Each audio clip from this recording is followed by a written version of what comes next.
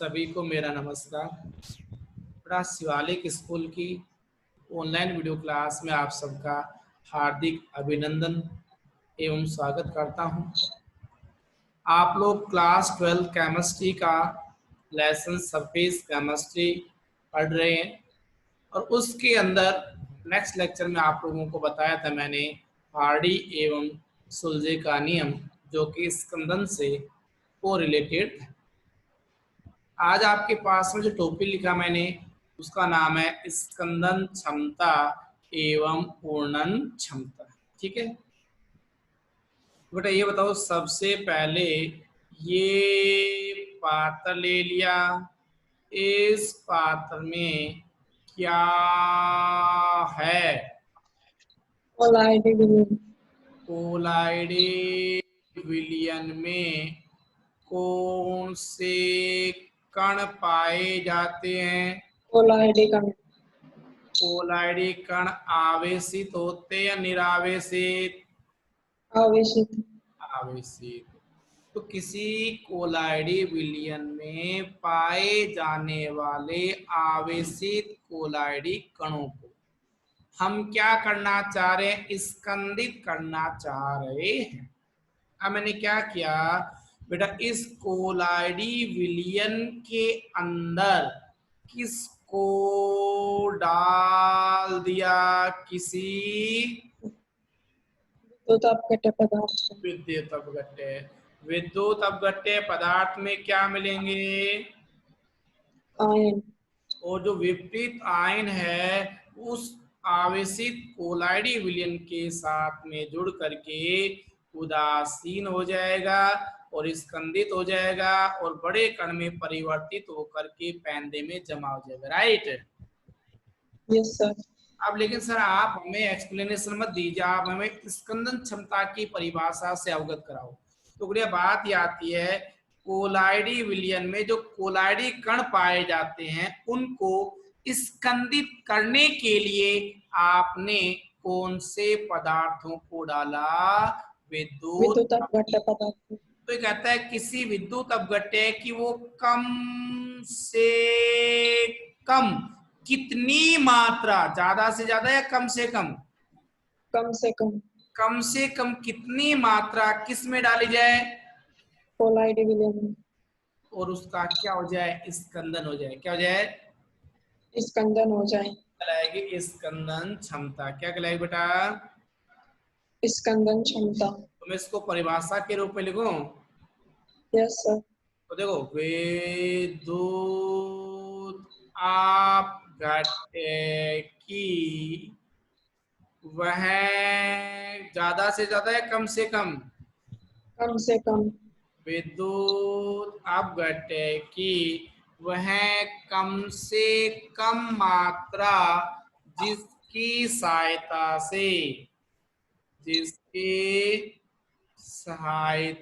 से कौन से विलयन का? कोलाइडी विलयन का। कोलाइडी विलयन का क्या हो जाए बेटा? स्कंदन। स्कंदन होता है। तो उसे कौन सी क्षमता बोलेंगे? स्कंदन क्षमता। स्कंदन क्षमता या पूर्णन क्षमता के नाम से जाना जाता है। समझ गए? Yes sir. अब बेटा इसको अपन और कैसे फॉर्मूला बेस्ड रिप्रेजेंटेशन कर सकते हैं तो वो सुनो। ये कहलाता है कि स्कंदन क्षमता बराबर किसी विद्युत अपघट्य की मात्रा इनटू उसकी मोलरता बटे में कुल आयतन के द्वारा भी उसकी स्कंदन क्षमता ज्ञात की जा सकती है। तो एक नंबर में अगर उन्नन क्षमता या स्कंदन क्षमता की परिभाषा पूछी जाती है तो लिख पाओगे कि नहीं लिख पाओगे? Yes sir. अच्छा, थोड़ा सा और आगे चलता हूँ। अब बेटा बात आती है कोलाइडों का रक्षण। अगला पॉइंट क्या है? कोलाइडी का रक्षण। तो कोलाइडों का रक्षण, दैट मीन्स प्रोटेक्शन। ठीक है सर। सुनो कि कोलाइडी विलियन है, उसको मैंने दो भागों में बांटा था, मेरे को याद आ रहा है। एक बोला था बेटा विरोधी कोलाइड, याद आया? Yes sir. और दूसरा कौन सा था? द्रव स्नेही कोलाइड। तो ये बताओ द्रव विरोधी कोलाइड में जो परिक्षेपित प्रावस्था, परिक्षिप्त प्रावस्था एवं परिक्षेपण माध्यम के माध्यम कण आसानी से घुलते मिलते हैं, नहीं घुल मिलते? नहीं मिलते, लेकिन द्रव स्नेही में आसानी से घुल मिलते हैं। अच्छा, तो अगर मैं ये कहूंगा द्रव विरोधी कोलाइड में, कौन से कोलाइडों में? द्रव विरोधी कोलाइड। अच्छा, अगर द्रव विरोधी कोलाइड के अंदर किसी विद्युत अपघट्य को डाला जाए, कौन से कोलाइड में डाल रहे हैं, द्रव स्नेही या द्रव विरोधी में? द्रव विरोधी में। अच्छा, द्रव विरोधी में किसको डाल दिया? विद्युत अपघट्य को। और अगर ये विद्युत अपघट्य क्या करेगा? द्रव विरोधी कोलाइड को स्कंदित करेगा। क्या करेगा भैया? स्कंदित। अच्छा, क्योंकि द्रव विरोधी कोलाइड आसानी से टूटना चाहता है, मुश्किल से? मुश्किल से। मुश्किल से कैसे बेटा, ये बताओ। विरोधी का मतलब इनके विचार मिले हुए नहीं मिले हुए? नहीं मिले वे आसानी से टूटना। हाँ, तो नहीं मिले तो थोड़ा सा भड़काया और ये टूट जाएगा, नहीं टूटेगा? टूट जाएगा। अच्छा, तो मैं ये कहूंगा कि द्रव विरोधी में जब विद्युत अपघट्य को डाला जाता है तो बहुत ही आसानी से इसका क्या हो जाता है? स्कंदन हो जाता है। क्या हो जाता है? स्कंदन। लेकिन मैं बेटा द्रव विरोधी कोलाइड के स्कंदन की घटना को रोकना चाह रहा हूं। किसकी घटना को? द्रव विरोधी कोलाइड के स्कंदन की घटना को। अच्छा, क्या डालने से? विद्युत अपघट्य। उसमें एक छोटा सा काम करना पड़ेगा कि द्रव विरोधी कोलाइड में यदि, कौन से कोलाइडों में? द्रव विरोधी कोलाइड में अगर द्रव स्नेही कोलाइड डाल दिया जाए तो द्रव विरोधी में अब क्या डाल दिया? द्रव स्नेही कोलाइड। और उसके बाद में किसको डाला? विद्युत अपघट्य को। तो द्रव स्नेही कोलाइड का मतलब है इनके कणों को जोड़े रखना या तोड़े रखना? जोड़े रखना। तो ये बताओ, विद्युत अपघट्य उसको आसानी से तोड़ पाएगा क्या? नहीं तोड़ पाएगा। इसकी वजह से द्रव विरोधी को नहीं तोड़ पाया। द्रव स्नेही कोलाइड की वजह से। द्रव स्नेही कोलाइड, ये बताओ इस द्रव विरोधी कोलाइड के टूटने की रक्षा कर रहा है कि नहीं कर रहा? कर रहा है। इसीलिए यहाँ पर ये जो द्रव स्नेही कोलाइड है बेटा, ये कौन सा पदार्थ कहलाएगा? रक्षण। रक्षण कहलाएगा। यहाँ तक समझ पाए कि नहीं समझ पाए? Yes sir. तो मैं इसको लैंग्वेज में रिप्रेजेंट करूं यस सर। तो कौन से कोलाइड को? द्रव विरोधी कोलाइड को। कौन से कोलाइडों को? द्रव विरोधी कोलाइडों को। किसके द्वारा? तो किसी विद्युत अपघट्य घट्य के द्वारा। क्या होने से? स्कंदित स्कंदित होने से। में क्या करने के लिए? रोकने के लिए। आप बताओ क्या मिलाया? द्रव स्नेही कोलाइड। द्रव स्नेही कोलाइड को मिलाना। मिलाना क्या कहलाएगा? रक्षण कहलाता है। क्या कहलाता है? रक्षण कहलाता है। लेकिन कौन से पदार्थों को मिलाया बेटा? द्रव स्नेही कोलाइडों को। अतः मैं कहूंगा द्रव स्नेही कोलाइड को क्या बोलेंगे? रक्सी कोलाइड। क्या बोलेंगे? रक्षित कोलाइड। ये दूसरा पॉइंट क्लियर हुआ या नहीं हुआ? Yes sir. तो बेटा इससे पहले मैंने बताया था स्कंदन क्षमता कि किसी विद्युत अपघट्य की कम से कम कितनी मात्रा कोलाइडी विलयन में डाली जाए विलयन का स्कंदन हो जाए तो वो क्षमता हो जाए। कहलाती है स्कंदन क्षमता। दूसरा बताया कोलाइडों का रक्षण। तो ये कहता है द्रव विरोधी कोलाइड में क्या डाला? विद्युत अपघट्य। क्या होगा? स्कंदित। लेकिन स्कंदित होने से रोकने के लिए उसमें क्या डाला? द्रव से नहीं कोलाइड। तो ये घटना तो क्या कहलाई? रक्षण। और ये जो द्रव स्नेही कोलाइड ये क्या कहलाया? रक्षी कोलाइड। रक्षी कोलाइड। बहुत अच्छी बात है बेटा। दोनों पॉइंट क्लियर हो गए? Yes sir. अब एक छोटा सा पॉइंट और आता है, तीसरा पॉइंट है। एक सिंपल सी डेफिनेशन है, फिक्स है, जो कि कहलाती है बेटा स्वर्ण संख्या। क्या नाम बताया गुड़िया? स्वर्ण संख्या। स्वर्ण संख्या। स्वर्ण को इंग्लिश में बोलते हैं गोल्ड और संख्या को बोलते हैं क्या? नंबर। नंबर। तो स्वर्ण संख्या किसे कहते हैं? ये सीधी की सीधी एक डेफिनेशन है कि कहते हैं रक्षी कोलाइडों की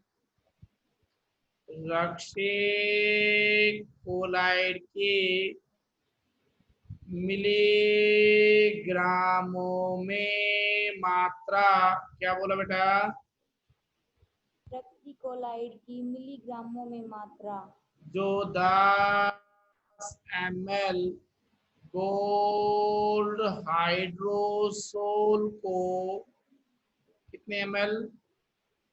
10 ml गोल्ड हाइड्रोसोल के स्कंदन को 10% NaCl के 1 ml को मिलाने पर रोकने में आवश्यक हो क्या कहलाती है? स्वर्ण संख्या कहलाती है। क्लियर? Yes sir. बेटा कुछ तत्व ऐसे हैं जिनकी गोल्ड नंबर आपको याद रखनी है, जैसे जिलेटिन की गोल्ड संख्या होती है 0.005 से 0.31। केसीन जो दूध में मिलता है उसकी गोल्ड नंबर होती है 0.001 से 0.02। एक होता है अपने पास में एल्ड्यूसिन 0.15 से 0.25। एक है बेटा अरेबिक गोल्ड, उसकी है 0.15 से 0.25 सेम। उसी के साथ में आपका डेक्सट्रीन, उसकी दे रखी है 6 से लेकर के 20। और सबसे ज्यादा होती है आलू की। जो आलू का जो स्टार्च है उसकी सबसे ज्यादा 20 से लेकर के 25 गोल्ड नंबर पाया जाता है। तो दो इम्पोर्टेंट सबसे ज्यादा रहते हैं, एक बताइए आलू का गोल्ड नंबर और एक जिलेटिन का। तो सबसे कम तो है जिलेटिन का और सबसे ज्यादा किसका भाई अपने पास में? स्टार्च। ठीक है। और जिलेटिन जो है वो सबसे अधिक स्कंदन क्षमता मिलती है और स्टार्च में सबसे कम, उल्टा हो जाता है। तो ये पॉइंट आपका था गोल्ड नंबर का। कौन सा नंबर है? Gold number. गोल्ड नंबर के बाद में बेटा मैंने आप लोगों को भौतिक अवस्था के आधार पर वर्गीकरण किया था कोलाइडी विलयनों पर। उसमें पॉइंट था, याद हो जबरदस्त तो पायस, यस सर। पायस या इमल्सन, पायस या इमल्सन। और भौतिक अवस्था के आधार पे आप लोगों को मैंने समझाया था, मेरे को याद आ रहा है। हाँ सबसे पहले भाई शायद आज सार के गए थे, कहाँ गए थे?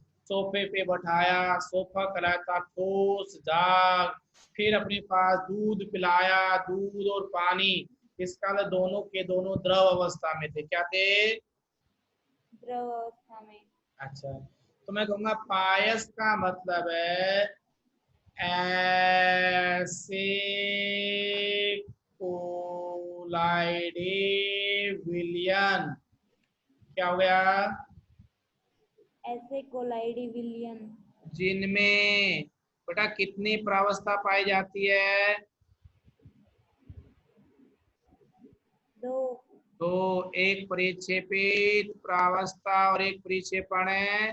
माध्यम तो ऐसे कोलाइडी विलियन जिनमें परिक्षेपित प्रावस्था एवं परिक्षेपण माध्यम दोनों ही किस अवस्था में है? द्रव अवस्था में। तो द्रव अवस्था में पाए जाते हैं, तो पायस कहलाता है। क्या कहलाता है? पायस तो अगर मैं आपसे ये पूछना चाहूंगा बेटा, परिक्षेपित प्रवस्था कैसे मिली? द्रव परिक्षेपण माध्यम कैसा मिला? द्रव तो द्रव का द्रव में विलयन क्या कहलाया? पायस अभी दूध की बात बोलता हूं, मैंने एक प्रश्न दे दिया, दूध एक पायस है। अब आप क्या बोलोगे? दूध एक पायस है, इसमें परिक्षेपित प्रवस्था और परिक्षेपण माध्यम बताओ, तो क्या बोलोगे? द्रव द्रव द्रव बोलोगे। और एग्जामिनर आपके इस प्रश्न को उत्तर गलत मानेगा, इसलिए मैंने इसको लिखा है स्टार लगा के कि दूध एक पायस है। आप लिखोगे वसा का जल में। किसका बेटा? वसा का जल में। इसका मतलब दूध में आपकी जो वसा है वो कहलाती है परिक्षेप प्रावस्था। क्या कहलाई? परिक्षेप प्रावस्था। लेकिन जल किसका काम करता है? परिक्षेपण माध्यम का। किसका? माध्यम परिक्षेपण माध्यम। अब बताइए, अगर प्रश्न आता है दूध किस प्रकार का पायस है, तो आप बोलोगे वसा का जल में। अगर ये पूछता है दूध में परिक्षेपित प्रावस्था एवं परिक्षेपण माध्यम बताइए, तो आप कहोगे परिक्षेपित प्रावस्था बराबर वसा और परिक्षेपण माध्यम बराबर जल। समझ गए? Yes sir. अच्छा, अब बेटा पायस को पुनः दो भागों में बांटा। कितने में? दो भागों। अच्छा, अब बेटा सुनो मेरी बात। एक अब अपन पढ़ाएंगे पायस के प्रकार। क्या पढ़ेंगे राजेश? पायस के प्रकार। पायस के प्रकार। तो पायस के प्रकार, बेटा पायस को दो भागों में बांटा गया है। कितने भागों में? दो भागों में। दो भागों में। दो भाग कौन कौन से वो सुनो, लाओ सर बताओ। एक है तेल, और लैंग्वेज पकड़ना, तेल में। क्या बोल दिया मैंने? तेल में। जल का पायस। और दूसरा वर्गीकरण क्या बेटा? जाल में तेल का पायस। मैं किसी वर्ड पर स्टेज देने का प्रयास कर रहा हूं, अगर आप समझ पाए तो। ये बताओ, तेल में जल है या जल में तेल है? पहले वाले केस में तेल में जल है। तेल में जल, तो बताओ किसकी मात्रा ज्यादा है, हाँ। क्या जल की?